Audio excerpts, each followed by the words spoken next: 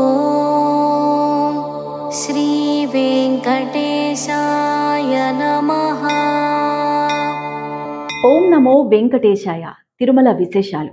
తిరుమలలో ఎన్నెన్ని సేవలో. తిరుమల శ్రీనివాసుని దర్శించుకోవడమే ఒక దివ్యానుభూతి. ఎక్కడెక్కడి నుంచో కష్టాల కోర్చి తిరుమలకు చేరుకుంటుంటారు. గంటలకు గంటలు క్యూల్లో వేచి ఉండి అయినా స్వామివారి దర్శనం చేసుకుంటుంటారు. వసతులు లేవని విసుక్కోరు. క్షణకాలం ఆయన మూలమూర్తిని దర్శించుకోగానే పట్ట శ్రమంతా మర్చిపోతుంటారు.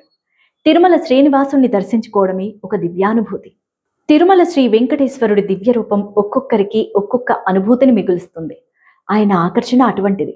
శ్రీవారు దేవేరులతో కొలువైన ఆలయంలో ఉదయం నుంచి రాత్రి దాకా జరిగే సేవలేమిటి, ఏ సమయంలో ఏం చేస్తారో తెలుసుకుందాం. అందరూ ఒకసారి ఓం నమో వెంకటేశాయ అంటూ పునీతులవుతాం. ఓం శ్రీ వెంకటేశాయ నమః. తెల్లవారుజామున 2:15 సన్నిధి గొల్ల దివిటీతో అర్చకులను ఆలయానికి తీసుకొస్తారు. బంగారు వాకల నుంచి మూలవర్ల వరకు ఈ దివిటీ వెలుగులోని అర్చకులు గర్భగుడికి చేరుకుంటుంటారు. అఖండ దీపాలను వెలిగించి కాంతిమయం చేస్తారు. తెల్లవారుజామున 2:30 సుప్రభాతం. సుప్రభాతంతో స్వామివారి మేల్కొల్పుతారు.